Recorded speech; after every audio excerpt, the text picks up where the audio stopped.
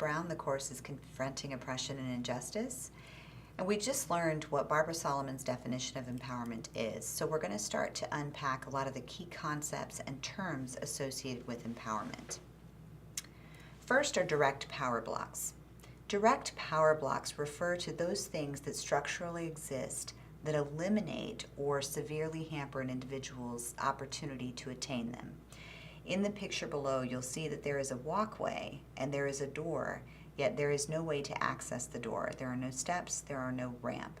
And so a direct power block is something that structurally exists in order for us to maintain the status that we are in.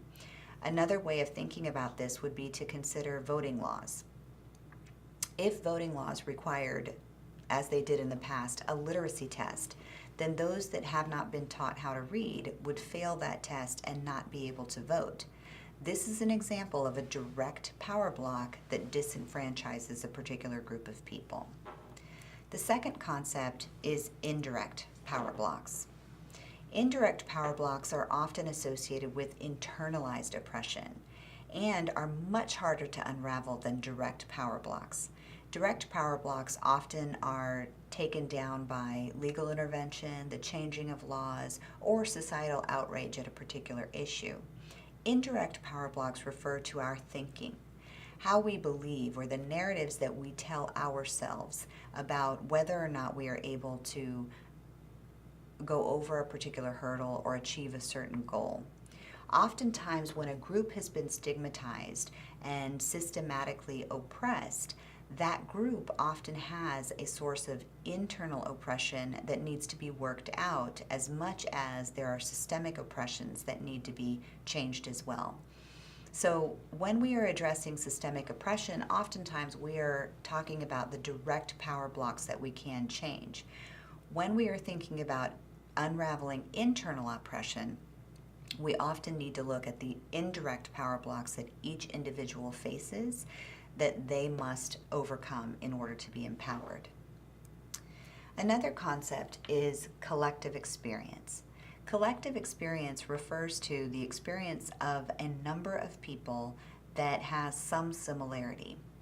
Oftentimes, when groups of people are victimized by a particular thing, let's say sexual assault, until those individuals have been able to hear stories from other people that have suffered the same thing, it is very common to feel alone in your suffering.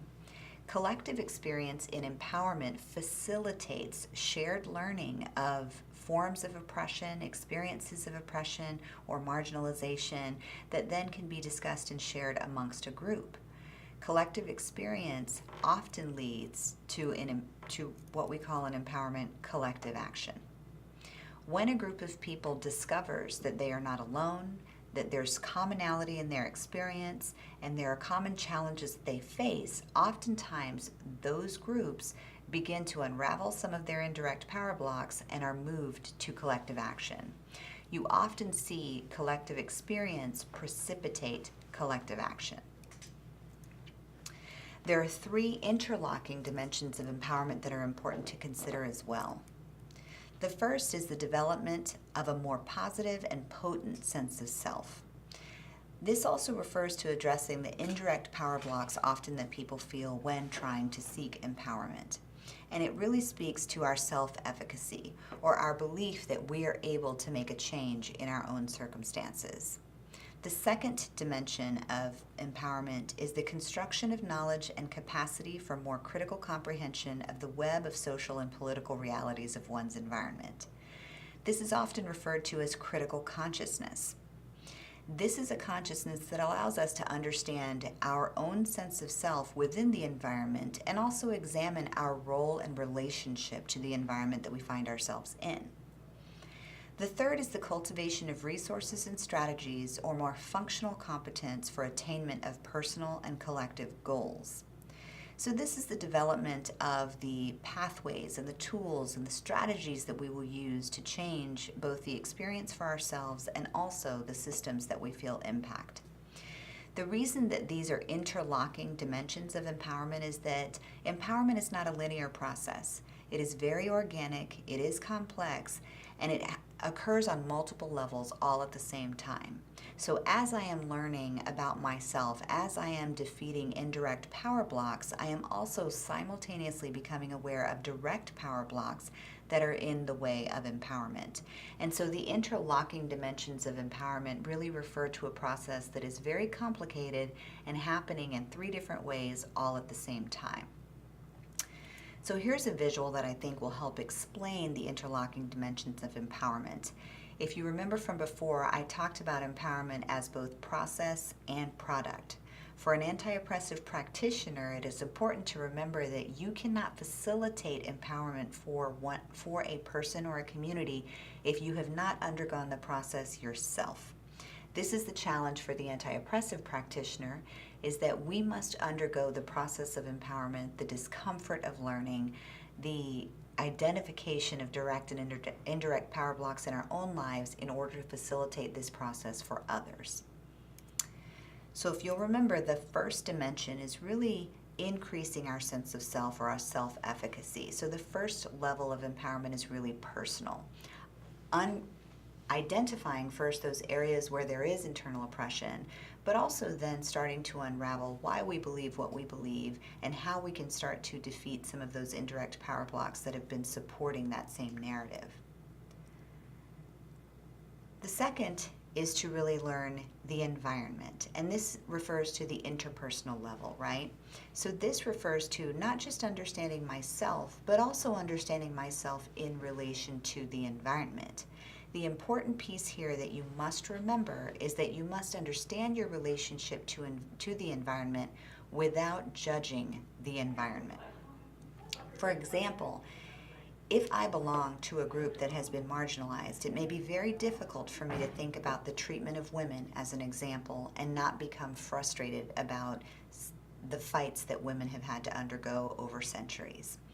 However, in the empowerment approach to social work practice, I must understand my role, my perspective, my lens as a woman, and understand how it relates to the environment without being frustrated with the environment. It's very important in empowerment to understand your relationship to the environment as the environment stands right now.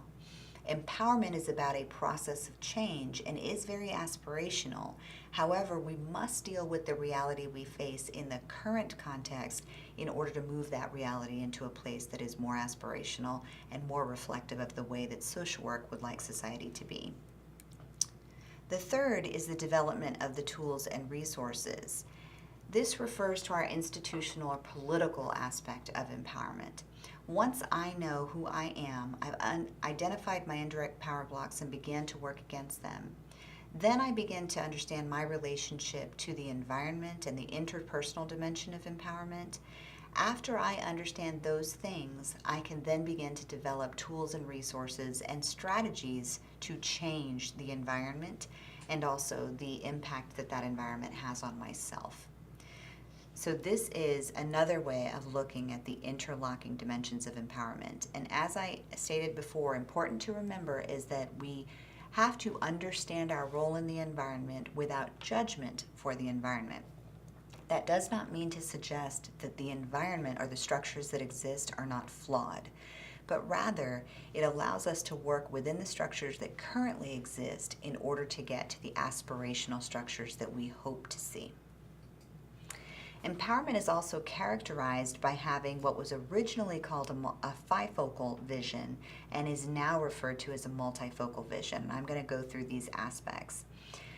So in order to understand how an individual, community of people, society must be empowered, we have to look at that group or individual in a multitude of ways. The first is understanding the historical view of oppression. Understanding how long a particular group has been oppressed and at what levels that oppression exists. For example, if I'm going to be working with a community like the Native American community that I believe has been oppressed for a very long time, I have to understand the origin story of that group and the origin story of that oppression in order to have a full perspective of how that oppression manifests today. although there may be some dissimilarities between the way that Native Americans were treated when colonizers first arrived on the U.S., it is important to acknowledge how the oppression began and was originated to understand where it lives. Remember, oppression has to be systemic, sustained, targeted, and successful. So understanding the historical context of oppression is extremely important when engaging in empowerment. Second is the ecological view. How do people adapt and cope with the stress associated with oppression? And how do people cognitively restructure the false beliefs associated with internalized oppression? Understanding that people have been oppressed and groups have been oppressed for a number of years, they've also developed adaptive strategies to deal with that oppression. So the ecological view really requires the practitioner to investigate what are the things that has made this community resilient, what are the things that has allowed this community to survive, what are the things that has allowed these individuals to prosper in ways that oppression would otherwise suggest they weren't able to do. So it's very important that we understand the ecological view. In many ways, the ecological views allows you as a social work practitioner to excavate the strengths associated within that community. As an example, poverty is a financial burden on all of those that exist within it. It makes life very challenging on a number of levels. However, those that live in poverty have found a number of ways to be resilient within that financial circumstance. There are vast networks of lending and borrowing, vast networks of support and community, particularly found in communities that suffer from poverty. So even though oppression in many ways is for sure negatively imposed upon groups of people, those people have found ways to adapt. So in order to really be focused on empowerment, we have to understand what those adaptations have been and how they have emerged. The third is an eth-class perspective. So this really speaks to the intersectionality we refer to in anti-oppressive practice. How is ethnicity, culture, racism, and classism and cultural competence connected? What are the realities of the points of intersection of relevant isms? So how does intersectionality play out for these individuals?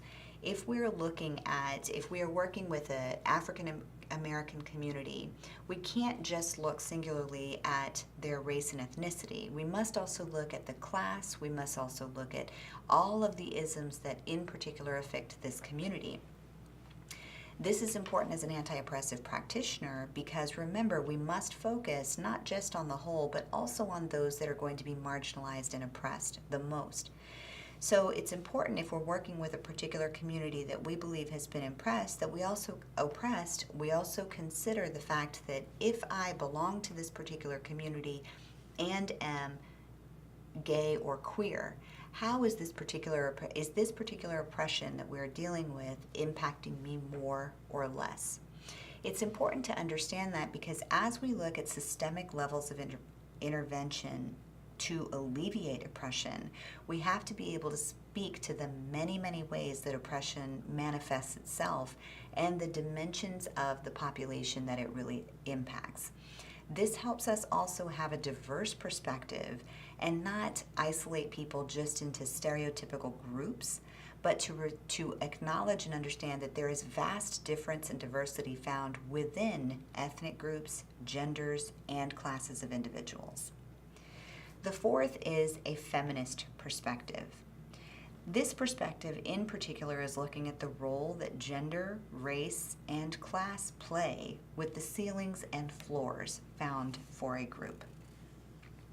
What are the limitations that society has really assigned to this group, and are they based on race, class, and gender? The feminist perspective also touts the notion that the personal is political and the political is personal.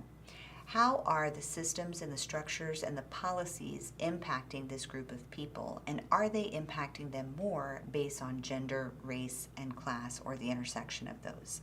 So we have to look at a particular situation from a feminist perspective in order to craft interventions that are going to be sustained. The fifth is the critical perspective. So looking at the status quo and critiquing the forms of oppression and developing strategies that link individual and social change. Empowerment, as I mentioned before, acknowledges both the internalized oppression that exists within individuals and also the oppression that exists at a systemic level. And so a critical perspective really challenges kind of the notions of what we accept and what we tolerate as the norm. So challenging the status quo. Although in our country, class division based on economic prosperity has existed since the beginning of the founding of this country. However, if we analyze the status quo and we challenge the status quo, we may throw out different economic models that would be more beneficial to more people in society. And so the critical perspective allows us the opportunity to really think about how can we challenge our social norms and what we believe to create interventions that actually challenge the status quo and can be built into the social norm or fabric of society. So it's very important that we take the time when we are assessing an issue of oppression and we want to use the empowerment perspective to look at things critically and really analyze how we can make an impact. And the last is the cultural and global perspectives. This was added to the empowerment approach because as our world has become increasingly interconnected, it is important that we understand not just how oppression affects us in our society, but also how these same systems of oppression are affecting us in a global world and in a global context. An area where I think this is really critical, or a good area as an example, is climate change. Climate change in many ways is not just impacting one part of the world, but it is rather impacting the entire world. And so if we wanted to look at how do we empower folks around climate change, we would want to be sure that we're looking at this from the case of how climate change is impacting people all over the world. In some areas of the world, climate change is having devastating impacts. But in other areas of the world, the defrosting of particular pieces of land is actually very beneficial economically and visually to other countries. So we're having an unequal experience of climate change. And so if we are looking to empower people around action, around climate change, we must understand the entire perspective of how those kinds of changes are impacting all of us in a global scenario. The final concept that I'll leave you with regarding empowerment is that critical consciousness and knowledge of oppression equals power. Remember, critical consciousness is our ability to understand ourselves in relation to our environment without judgment for our environment. To understand who I am, my position in society, the perspective that others might have of me is critically important to me understanding the opportunities that I have to influence and change things. Understanding that, coupled with understanding the systems of oppression that are creating limitations in my own life, is power. More simply put, knowledge is power. Understanding the oppression that I experience and why I am experiencing those things because of my position in society is critically important for each individual to understand in order to feel that sense of self-efficacy that we are striving for in empowerment, but also to build tools and strategies that make us more capable of changing things.